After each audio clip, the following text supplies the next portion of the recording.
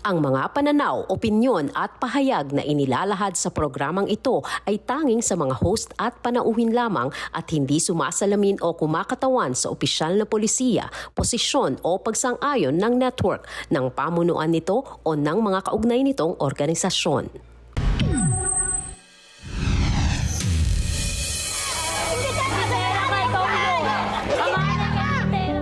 Blood is thicker than water. Totoo pa ba ito? Lalo na sa mga magkakapatid na may matinding hidwaan. Kapag hindi ho nakakabayad yung panganay ko, grabe po siya magsalita. Ano nga ba ang dahilan kung bakit umaabot sa isang malupit na sibling war o away ng magkakapatid? Una na riyan, away ng magkapatid na senior citizen. Panganay versus bunso, rivalry ang peg. Aling Cora, anong problema mo? Tungkol po nga dyan sa kapatid ko nakakabata, simulat sa pulpo, ang laki po ng selo sa akin at saka inggit. Gawa po nung, pareho po kaming laki sa lola. Kaya alam po, kasi panganay ako. Ako po ang ng lola ko, pero siya ang favorite. Sila daw, mula pa kabataan, meron na silang sibling rivalry. Meron na silang inggitan, meron na silang... Hindi talaga sila magkasundo. Bata pa lang kayo, no, Cora? Opo, opo. Ilang kayo magkakapatid? 13 po. 13 lang naman. Yung Sino po kalaban ito mo? Po? Bunso po. Bunso! Ako po panganay. Ikaw yung panganay. Bunso 13. Kasi siya daw ang favorite ng lola. Kaya naiinggit. Kasi unang apo po akong babae. Ano? Una po akong apong babae. Unang apong babae. So, kumusta naman yung buhay ninyo habang kayo lumalaki? Laki din ba kayo sa hirap? Opo, Laki laki sa po hirap. kami sa bangketa, sa... Bangketa? Opo, nakikipag-abulan po kami sa mga pulis pag nagtitinda po kami, mga nakakariton po kami. Yun na po talaga ang nakagis na namin. Nakapag-aral kayo? Opo, nakapag-aral. Hanggang High school. Second year po ako. second year high school. Siya po elementary, grade 6. Ayun. Bakit na uuwi sa pisikalan, nanay? Hindi ko po nga po alam kung anong dahilan. Bakit kung ano po yung meron ako, gusto niya, meron din siya. Pero ganun... Pero ano po, kung meron naman po ako, binibigyan ko naman po siya. Okay. Kasi nga po yun ang sabi ng lola ko na mahalin mo yung bunso mong kapatid, kung anong meron ka, bibigyan mo siya. Binibigyan ko naman po, pero siya ang hindi marunong magbigay. Gusto niya lagi siya ang hihingi. Dati pa ba kayo nag-uumbagan? Bata pa lang kayo? Opo eh. Nasanay na kayo sa ganon. Ako po umiiwas kasi nga matanda po ko. Lagi ko po siyang inuunawa at iniintindi. Kaso, nung bandang huli, hindi ko na po talaga nakayanan yung mga ginagawa niya po sa akin. Panghiya. Palengke po kasi kami. Lagi niya po ako minumura, nilalapastangan. Tapos, pagka nakatalikod ako, sa kanya po ako itirahin. Sadya bang inggitera, madamot at talikuran kung manira ang kapatid ni Nanay Cora? In short, backstabber si sister. Nahihiya po ako sa tao kasi ang totoo, sobrang hiya ko po pag naglalakad po ako halos. Gusto ko na lang talukbungan yung mukha ko sa hiya. Lahat talaga ng panlalait, pagmumura. Inabot ko po sa kanya. Tapos ayaw ko po siyang patulan. So ngayon, nung inaabot na po kami ng kagawad, kasi nga nahihiya ako. Patulan mo na ate, patulan mo na Total ikaw ang matanda. Hindi. Huwag niya lang akong Inaabot ko nga po, saksakin pa ako ng kutsilyo eh. Opo. Ayaw po, Panginoon Diyos. Opo. Kasalanan po ayaw ng Panginoon Diyos. Parusahan po sa amin ng sinungaling. Sa mga oras na to, handa po akong... So may complex na ito, Doc Camila, no? Tingin mo. Parang meron na silang something talaga mula pagkabata hanggang ngayon 60 na po kayo? 65 po. 65. Pag yung ganyan na sibling rivalry, kumisan, ate ko rin, baka pa pwede na sabihin natin merong personality differences. Kung ano yung talagang nagiging personality ng kapatid niya, kaya nagiging ganon, na possibility for borderline or kaya naman kung hindi man borderline, pwedeng antisocial siya or talagang sabihin natin na baka dahil sa pangyayari na naiinggit dun sa sinabi niya, baka tinatawag natin yung persistent depressive disorder. Parang nalulungkot siya na hindi siya katulad ng kapatid niya. So, Talagang parang naka-obsess na. Oo. Obsessed na siya. Talagang ito na lang, may tapaoho na ito, kalaban ko ito. Parang ganon. Oo, kaya ang tendency, kahit na sabihin mo magkakaroon ng pagkakataon na magkakabati sila, nasanay na siya eh. Nagiging cycle yung pag-aaway nila. Oo, cycle na talaga. Nanay Cora, ano ang inyong pinag-uugatan ng away? Merong ano yan eh, kumbaga trigger ang tawag doon. Ano yung mitya? Ano yung mitya kung bakit? Ano yung pinag-aawayan ninyo? Sa pagtitinda po. Pagtitinda. Opo. Sa mga... Tinuturoan ko po kasi siya ng diskarte para kumita na kung anong magandang pagkakitaan. Kasi totally po, dati, ang tinda niya lang mga nilagang kamote, nilagang saging. Sabi ko, hindi bagay sa'yo yan. Sinama ko po siya, tinuro ko lahat ng paraan.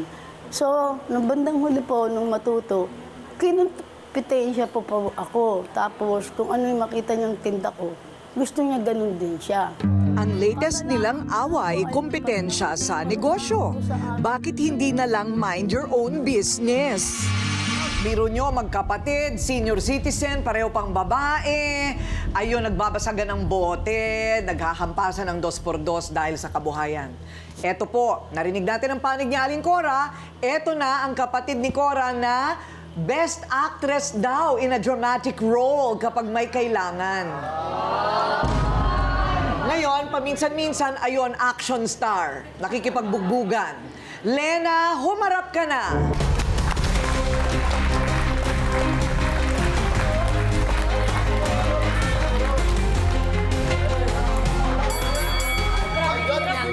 So, naririnig mo ako, Lena. Malinaw naman. Okay po. Okay, malinaw naman. Medyo mahina ang pangdinig ni Lena. Yun. Hindi kaya yun ang dahilan? Kaya hindi Kaya hindi kayo nagkakaintindihan? Mahina pang dinig niya? Pwede rin. So, Lena, ano ang problema? Ang problema ko po, ang kapatid ko po, hindi naman mabait yan eh. Ang problema ko po, kariton ko. Lagi niya pinakikialaman niya. Pagkay pinaparada ko yung kariton ko sa harapan ng bahay niya, pinakikialaman niya, tatanggalin niya ng gulong. Ngayon, syempre, magtitinda ko madaling araw, pagtutulak ko, hindi ko maitulak. Ang punong-puno ng avocado ko, pagka itutulak ang gagay ko, bubuhatin ko na lang para may usok ko doon sa may palengke. Hirap ako mahirap na hirap ako magtulak, bubuhatin ko na lang ganyan, parang ganyan ko na lang yung kariton. Kariton ba talaga yung tinutulak, Mami? Parang iba yung... Parang kalabaw. Nahirapan akong magtulak kasi yung gulang nakaipit sa may kahoy. Hindi siya kumiikot. Ginawa ko.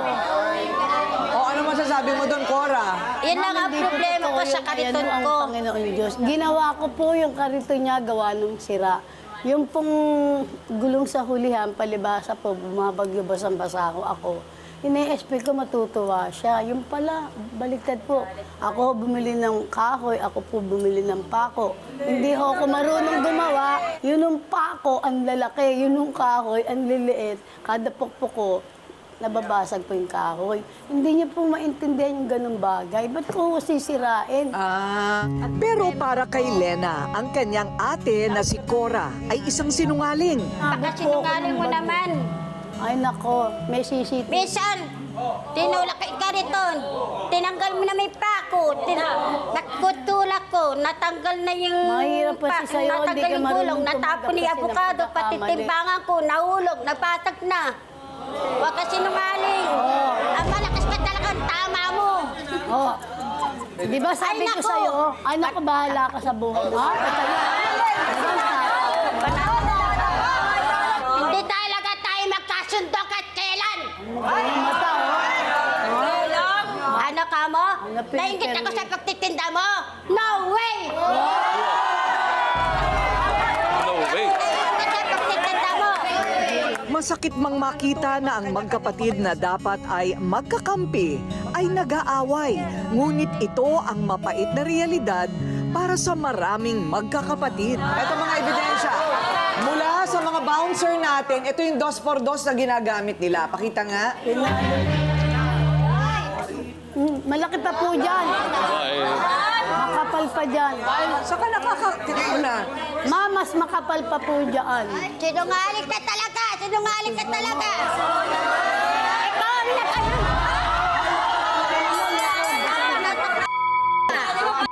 talaga!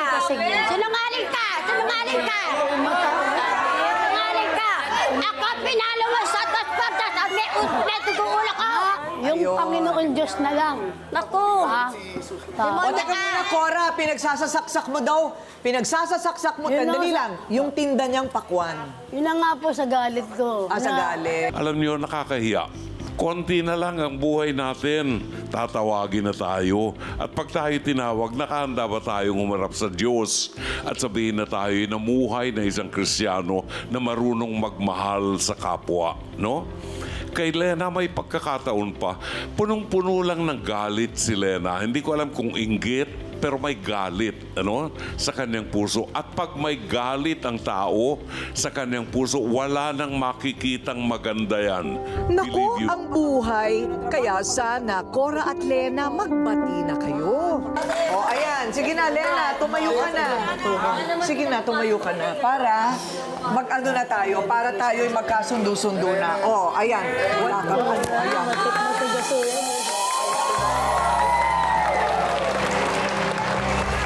Iiyak na yan.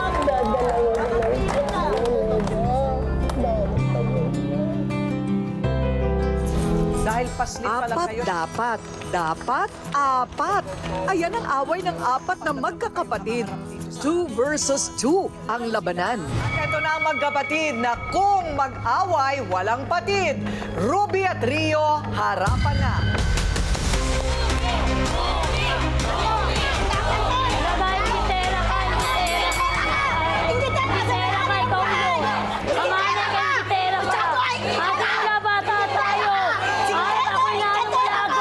Tama na, wala pa nangyayari. Tama na. Bali po yung bahay po na pinalis po ako ng may-ari po ng bahay. Bali po siya ang gusto po lumipat doon sa aalisan ko po. Bakit ka pinapaalis? Dahil po siya po lilipat po doon. Ay, hindi naman. Teka muna, hindi naman ganun yun eh. Bakit? Siniraan ka ba niya? Kasi po kausap po niya lagi yung may-ari ng bahay. Ayun. So, Lagi po sila nag-uusap po. ang hinala mo, Siya po yun, lagi po kasi siyang kausap. Ang ate mas maniniwala pa sa kasera kaysa sa kanyang kapatid. Walang tiwala kay sister. Kasi po may nagsabi po na totoo eh. Siya po kasi may-ari paano ng natin bahay. masasabing hindi siya nagsasabi ng totoo? Eh, hindi naman po kasi kami nag-ano eh, nasa ano. Kasi di po kayo ngayon, nag-uusap. sa loob. Hindi pala nag-uusap ang dalawang magkapatid. Paano naman sila magkakaintindihan? Ganon din ba ang kwento ng kanilang dalawang kapatid? Ilan kayo lahat? Magkakapatid? Ano po? 16 po. This is Ke horror! 16 lang naman silang Nakikisaw-saw. magkakapatid. Teka muna, kailangan ko ng tubig. Nagulat si ate na hindi siya mahiwas-masan. 16, ate. 16! Kayanin mo yan, ate. Aabunuhan mo lahat yan. Isang nanay at tatay lang? Opo. O, buti yung iba hindi nakikisaw-saw. Yung iba hindi nakikisaw-saw. Ha, hindi Naawa naman. rin po sa akin. Naaawa rin sa'yo. Kasi ikaw ang nag-alaga sa kanilang lahat? I can't Panganay believe po sa this. lahat po. Talaga, ikaw panganay sa lahat. Parentified. Biro mo, inalagaan kayo mula nung paslit pa lang kayo. Siya na lahat. Paano ka nakarao sa pangangalaka lang? Opo. Naku, Para naloloka. makakain lang po kami lahat po. Minsan hindi na po kumakain para sa kanila. Para hindi, tapos ganyan ka pa, Rio. Ayan na, hindi na kumakain para lang mapakain kayo. Kahit saan po, naninibak po ako para sa kanila mabuhay pa po sila. Diyos ko po, Diyos ko po. Eh dapat ito'y sabitan ng medalya. Madalas daw ay pinagsasalitaan ng hindi maganda ni Ruby, ang kapatid naman nilang si Rio. Nagpinagdidiskitahan nga, andeng, umarap ka na. Andeng. Ding bunso ka, ikaw ba ang pinakabata? Bakit kakampi kay Ate Rio mo? Siyempre, ate ko po yan. Sinungaling din po yan, dalawa na yan. Ate mo din sila. Umughunos dili ka, ate. Sinungaling po kasi sila. Bakit? Bakit siya sinungaling? Lahat ng Sige. sinasabi nila hindi totoo. Ano bang narinig mo? Ano bang sinabi? Lagi po niya inaano yan sa Ate Rio noon pa man. Kahit Ano? maliit pa po Example? Nandun ka ba? Ano nangyari yun? Nagkagulo kami ni Rio. Naririnig kita. Pinakain ko kay lahat para sa sibak ko. Inaamo ko kay lahat para mabuhay. Hindi ko sinusumbat yun. Para sa inyo yun lahat. Lahat nilano ko para kahit mahirapan ako, kahit saan ako mapunta para makalakad, para mapakain ko kayo. Lahat kayo. Sa akin lahat. Ginagawa mong alila sa Ate Rio. Balita. Kahit alilahin siya ng Ate Ruby, siya pa rin yung Ikaw sinungaling ka pa. Ikaw din Isiraan mo rin yan. Kahit sagutin tayo, kahit sinungaling tayo na Ate Ruby, hindi dapat natin siya sagutin. Anding, teka muna. Si Ate Ruby mo rin ba ay nagpalaki, tumulong din na mabuhay ka? Opo. Naranasan mo rin ang pag-aalaga ng Ate Ruby mo. Kahanga-hanga si Ruby sa pagiging ulirang kapatid. Mapagtatanto kaya ito ng mga kapatid niya. Dahil paslit pa lang kayo, siya na nagpalaki sa inyo. Ngayon, ito pa, nakalimutan ko isulat. Kung sinong gustong magpatuloy ng pag-aaral, libre lang yun, ALS. Kahit makatapos kayo ng grade 7 o makatapos kayo ng high school, tuloy-tuloy yan, tutulungan namin kayo. Hindi nyo kailangan pumasok sa eskwelahan. So okay na ba yon para kayo naman ay magkasundo-sundo ng magkakapatid? Diretso namin ibabayad sa kasera mo, hindi dadaan sa'yo yon. Okay? Humingi na kayo ng tawad. Sige na. Ate niyo. Sige na.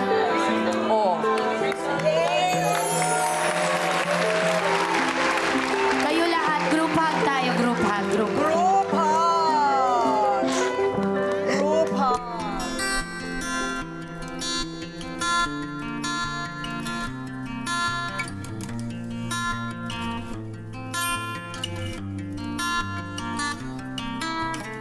Mahirap bang maging landlady sa iyong mismong kadugo? Kung si Beng ang tatanungin, oo ang sagot. Bakit daw ang init ng ulo mo tuwing ikaw ay yung pag ikaw ay naniningil na sa paupa ng pamangkin? Ang upa naman po totally, 1,000 lang po yun sa buwan. Ngayon sabi ko po sa pamangking ko, para hindi ka mahirapan, gawin mo 250 kada linggo. Hindi naman po nasusunod yung kada linggo. Okay. Ngayon, ang gaano katagal naman siya nagbabayad? Minsan po kasi ate ko rin, di po siya nakakapagbigay ng 1 linggo, 2 linggo. Gawa nga po nung kaltasan sa SS, kaltasan sa Pag-ibig. Kumbaga wala akong natitira sa anak kong lalaki na... Anong trabaho niya? Ano po siya sa warehouse ng mga wire ng kuryente. Minsan Pero at least meron siyang sweldo. Mayroon naman po siyang sweldo. Kaso lang yung po kalahati ng sahod niya, nandun na pupunta sa Pag-ibig, sa SS. Tapos yung kalahati ng sahod niya, pambayad ng utang. Minsan wala akong natitira sa kanya. Ang inaano ko naman, pamangkin niya, bakit kailangan niyang dakdakan? Ano pa bang mga reklamo mo sa kanila? Doon lang po sa pag-upa po kasi nga po minsan may pangangailangan din po ako na dapat bayaran. Inaasahan ko po yung linggo-linggo na 250. Hindi naman po yun nasusunod. Okay. Pero mahirap din yung yung mabubuhay ka na 200 a day ka lang. Hindi, may ano po ako, mananahi rin po ako Oo, so meron ka pang extra. Opo. May konting extra ka pa. May dahilan talaga ang galit ni Lai sa anak ni Beng na hindi sumusunod sa usapan. Gaano kalala? Ano ba yung kanilang palitan ng sigawan? Araw-araw ba yan? Madalas pag hindi nga po nakakapagbigay ng bayad. Nagpapalitan po sila ng anuhan, ng makahang ng salita. Pag di nakabayad, palalayasin yung isa. Siyempre naman, ang akin lang naman, konti pong konsiderasyon dun sa pamangkin. Okay. Di po ba? Dahil po naman, pamangkin naman niya yun, nakatira sa second floor. Ang second floor, sakop ng ina. Kakapraso lang naman yung Konkreto kwarto. ba yung bahay? Hindi po. Pero lang, kahoy lang. Pero meron first, May second, division. and third floor. May flooring, may floor space. Saka hindi naman po siyang nagpagawa ng kwarto. Yun naman di anak po niyang babae na umalis na rin. Di po ba? Ang akin naman po, total nagsusolo naman siya. Di maglagay na lang ng kwarto rin sa third floor. Dahil nakatira naman sa third floor, iisa lang ang anak, maliit pa. Okay, Hindi naman siguro malaking Kabawasan. Kabawasan yung kapraso dahil siya lang naman mag-isa. Samantalang sila, marami. Hindi ba, humingilan mo konsiderasyon. Parang nga Pero yung sa anak apo mo ko. daw matapang. Totoo ba? Hindi naman po nangangatwiran lang. Kasi pag hindi ka po nangatwiran, pag sa larangan ng squatter, lalo ka hong aapin. Kaya kailangan marunong ka mga twiran. Hindi pwedeng kikibo ka lang kasi pag hindi ka kikibo, ate ko, pipiting ka ng pipitihin. Kaya kailangan mga tuto ka Walang mga twiran. sasabihin sa'yo. Ganun talaga, no? Opo. Sa kulturang yon. Ay, opo. Kailangan marunong ka manlaban. Right? Type mo ba yun, yung magkakasama pa rin kayo forever and ever ng mga kapatid mo at mga asawa nila at mga anak nila hanggang apo nila? Actually, ate ko rin pangarap namin yung pamilya na kung ma-afford namin isang malaking compound, kanya-kanya mga bahay, hindi man nasa isang bubong, pero nasa iisang lugar. Kasi close po kasi talaga kami. Opo, pangarap namin yun. Pero kasi hindi kami nag-aaway sa mga pera dahil nire-respeto talaga namin kapag nagkakautangan. Tsaka may tiwala kami sa isa't isa. And may konsiderasyon kami. Uy, iba yung compound, iba yung nasa ilalim kayo ng isang bubong, ha? Mahal po ang compound. So, syempre, yung mga pangarap namin, kahit yung magkakatabi lang, okay na yun. Basta magkakalapit lang. Oo, kasi mahirap yun, di ba? Ano tingin mo? Hindi maiiwasan magkakaroon ng hindi pagkakaintindihan. Oo. Tingin ko ano to, ate ko rin, kasi sa kulturang Pilipino, pag pinag-uusapan ng plano, pag yumao na, parang ang ano sa atin, uy, wag kayong magsalita ng ganyan. Tabu, ayaw pag-usapan. Pero itong example ng ating mga case study ngayon ay halimbawa na dapat hinahanda ang mga plano kapag ka may lumipas na, lalo na may property na pinag-uusapan. So kahit na maaga, isulat papel, tama, Attorney Rob, no? Sulat kamay o kaya verbal mula sa pinakamatandang kapatid o kay ano yung ganito, para walang guluhan. Oo, Kasi ang totoong magkasulatan na hati kayo. ay siyam. Siguro si Dapat. Attorney Rob pwedeng tumulong, ano? Para Correct. may kasulatan na sila. Papel dapat ito. Yung law firm po natin ay tutulungan po kayo niyan at ako pa mismo magnonotaryo ng inyong kaso. Ayan. Correct. Alam po ba niyo na halos 30% ng populasyon ng Pilipinas magkakasama ang mga pamilya sa loob ng isang bahay? Ang dami, 30%, 28.8 to be exact. Ang hirap.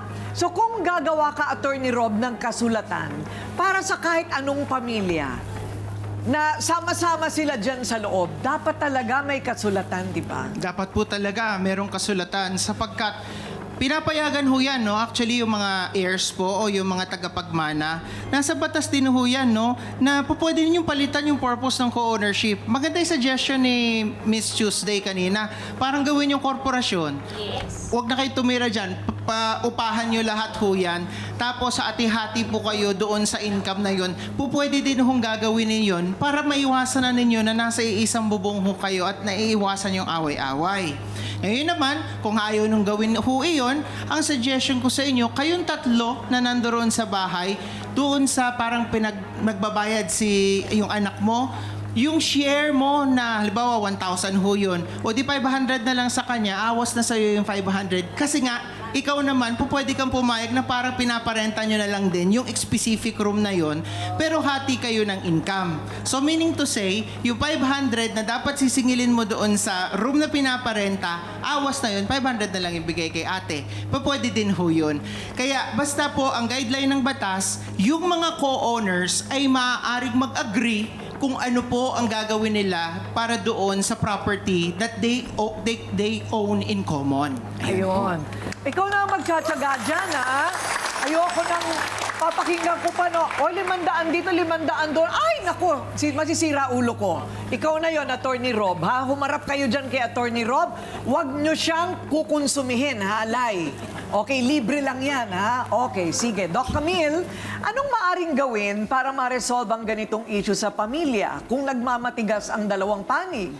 Napakahirap pag sinabi natin na ang isa ay nagmamatigas dahil kasi kumisan parang baka abutin na hindi na sila mag-usap hanggang sa kamatayan. Di ba meron mga ganong klaseng mga pangyayari. Pero sana dito, no, sa pagkakataon natin na tatandaan nyo, siguro if you put God sa pamilya nyo, hindi kayo magkakaaway-away eh.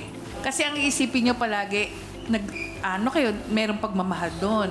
Nagbibigayan kayo. Hindi kayo aabot sa punto nag-iiringan pagdating sa ganyan at nagmamataas. Siguro paalala lang, pagdating siguro sa ganyang pagkakataon, sana tamang lugar at saka tamang oras ng paniningil. Kasi kumisan baka naman mamaya pagod na pagod yung tao tapos bilang sisingilin nyo sa mga ganyan na paupa. Pangalawa, huwag kayo magtuturoan na ikaw kasi. Tapos hindi, mas siya. So pag nagkaroon ng pagkakataon, ganun, talaga magkakaroon ng alitan. Bilang magkakapatid, alam nyo, kapatid na channel to, so dapat isipin nyo, magkakapatid tayong lahat. Ayan! Oh, nakikinig ba kayo? Ha? Ang pinakamalakas na sigaw dito ay yung batas. Tapos, syempre, pumapangalawa yung pagmamagandang loob dahil magkakapamilya kayo. Brother June, pero paano pa iirali ng pagpapatawad kung marami ng nabitawang mga salita na talagang tumutusok sa puso? Diyan makikita, Ate Coring, ang kahalagahan ng salita. Very powerful ang nanggagaling sa ating bibig, no? Dapat maging maingat tayo. Pero papaghariin natin dito yung pagiging magkapatid ninyo, no? Hindi niyo titingnan yung pera o yung pagiging greedy, no? Kundi yung unang priority rito, yung pagiging magkadugo ninyo na makikita ng mga anak ninyo ang inyong pagmamahalan. Kasi otherwise, magsisimula sa inyong magkapatid na hindi kayo magkasundo, ang mga anak nyo mag-aaway-aaway din yan. Wala nang kapayapaan sa inyo. Put God into your life. Ayan, magdasal. So, wala na tayong mahihiling kung hindi magkasundo na sana ang magkapatid. Matutupad naman kaya ito? Turuan ng mga anak na huwag mag-anak ng mag-anak, ha? Tama. Okay, o sige, o magbati na kayong dalawang magkapatid. Magbati na kayo. Sorry na. O kita mo, naiyak ka pa. Di ba Naiyak mas si masarap na yung ano mo, yung ate mo, kabati mo? Ang inggit at kaunting tampuhan sa magkapatid ay normal lamang. Pero lagi nating tandaan, marami man tayong kaibigan, iba pa rin ang malasakit ng isang kapatid.